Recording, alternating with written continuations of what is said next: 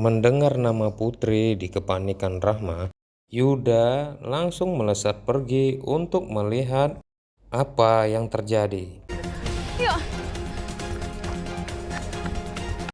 Melihat Putri yang dianiaya seorang pria tak dikenal, membuat Yudi tersulut emosi dan mulai melayangkan tinjunya yang sebesar bola kaki. Ia tak mau kalau wanita pujaannya itu sampai dikasari oleh seorang lelaki. Dan aku gak bisa tinggal diam, Put. cukup Yud. Namun, betapa terkejut dan kesalnya Yuda saat melihat Putri malah membela pria tersebut. Karena dari pelanggannya itulah ia bisa mendapatkan uang untuk jajan beli ikan asin di pasar untuk lauknya sehari-hari di rumah. Semua cowok kayak gitu kali. Lagian juga ini udah resiko kita kan. Dengan perlahan, Teddy berusaha menenangkan Yuda dan membuat suasana hatinya untuk kembali membaik. Namun, kata-kata Teddy mengenai Putri rupanya malah membuat Yuda beralih kesal kepadanya. Putri yang memahami perasaan Yuda mulai mendekat dan berbicara kepadanya. Dan ajaibnya, hanya dengan mengucapkan terima kasih dari Putri, ternyata mampu membuat kekesalan Yuda menghilang sekejap mata dari kejadian yang terjadi tadi. Aduh, kayaknya si Putri suka. Yuda dan Teddy menuturkan keresahan sebagai seorang perantauan. Dan satu hal yang membuat Yuda bertahan dengan kerasnya hidup di dunia ini yang tengah ia jalani saat ini, yaitu cintanya pada Putri yang sangat disayanginya. Lagi makasih ya. Iya, Kak. Ya udah kalau gitu aku pamit. Lutfi yang masih belia menyimpan rasa pada Putri dan terus menjadi pengagum yang kerap dimanfaatkan oleh Putri uangnya saja. Rama yang memiliki perasaan khusus terhadap Yuda berusaha terus mencari informasi mengenai kedekatan Putri dengan Yuda. Ya, Putri merupakan seorang wanita siang membelanjakan dirinya untuk bertahan hidup sehari-hari karena cuman inilah pekerjaannya di hari-hari. Maksud gue, Yuda itu lebih suka ke gue, bukan ke lo. Putri yang bermulut pedas melukai perasaan Rahma dan membuat mereka berakhir dengan pertengkaran. Hubungan dua sejoli ini pun berkembang dari pertemanan menjadi sepasang kekasih. Aduhai, asik sekali ya cerita mereka berdua ini. Yuda yang terus ditunggunya tengah memadu kasih dengan Putri satu malaman untuk bermain kuda-kudaan tanpa dipengetahui oleh temannya itu. Hal itu membuat Teddy memiliki pemikirannya sendiri. Sebaiknya Meskipun mengantarkan dan melepaskan Putri untuk melakukan pekerjaannya sehari-hari. Mendengar keyakinan Yuda atas perasaannya, membuat Teddy terpancing untuk ikut terlibat dalam hubungan Yuda dengan Putri. Masih dalam pemikiran yang sama, yang ingin terus menjalani hubungan ini bersama Putri, Yuda pun terus mencoba menenangkan sahabatnya itu supaya dia tidak terlalu jauh untuk berhubungan dengan Putri, wanita kupu-kupu siang itu. Itulah gunanya sahabat ya. yang terpenting adalah kebahagiaan gua dengan Putri itu jauh lebih besar dibandingkan rasa sakitku. Membuat Yuda mengajak Putri untuk pulang kampung ke halamannya. Namun, hal itu di luar dugaan Yuda. Ternyata Putri yang lebih memilih untuk menetap di kota.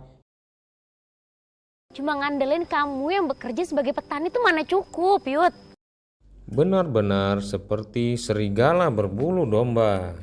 Teddy memainkan perannya dengan sangat baik sekali supaya tidak ketahuan oleh temannya itu. Bahkan ia pun tak ada rasa menyesal karena dengan sadar Demi kita gimana? Orang kita juga gak ada hubungan apa-apa. Lu ngaco ah. Melihat putri yang pamer dan berlagak layaknya seorang putri, membuat Rahma hampir hilang kendali kepada sahabatnya itu. Karena dia sok cantik katanya, yang membuatnya jadi iri. Sampai ternyata dia mengatakan ini pada temannya.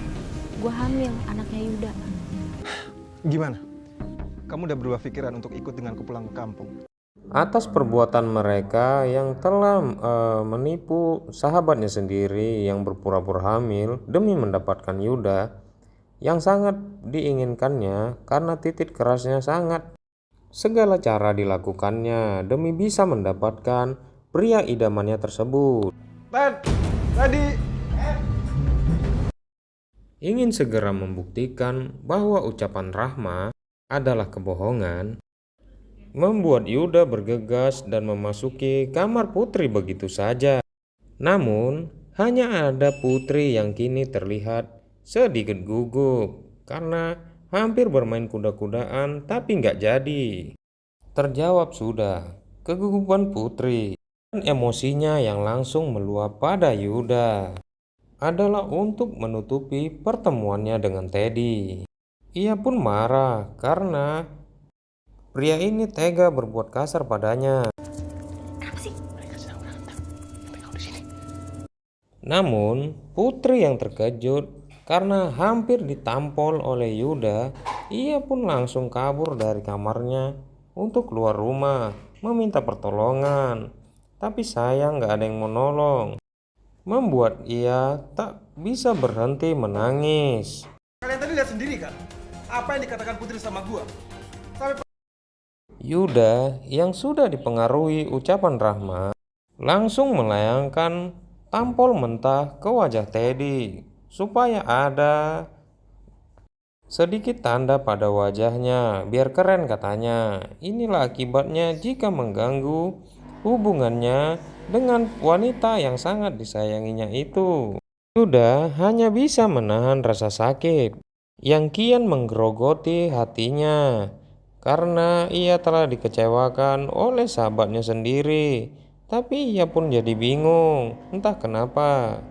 Aku menyesal, Put. Aku menyesal!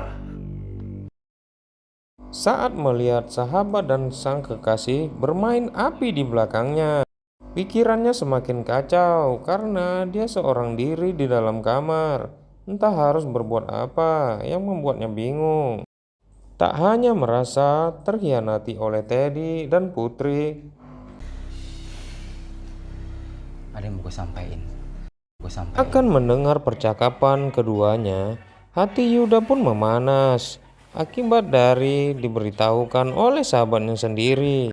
Hatinya kacau dan pikirannya terus dipengaruhi oleh pengkhianatan Teddy, sahabatnya sendiri, yang tega bermain di belakangnya selama ini. Udah, lu gak usah main gitar terus deh, pusing gua. Malam itu, semua orang sedang berpesta pora. Rasa lelah tak menyembuhkan luka di hati yang dirasakan olehnya. Bahkan hal itu malah memperburuknya, sebab ia sudah tak tahan lagi melihat itu. Gue berhak dapetin cinta Putri. Lu paham itu? Tak ada rasa sedikit pun rasa bersalah yang ditunjukkan oleh Teddy pada sahabatnya sendiri. Malah sebaliknya, Teddy meminta Yuda untuk tidak mendekati Putri karena Putri sudah menjadi miliknya. Nah, makanya teman-teman, jangan gara-gara tingkah seperti ini. Makanya kalau bersaing, bersainglah dengan normal, jangan bermain belakang. Itulah secara untuk pelajaran bagi kita semua ya teman-teman. Kalau kita memang harus bermain sportif dari depan. Terima kasih.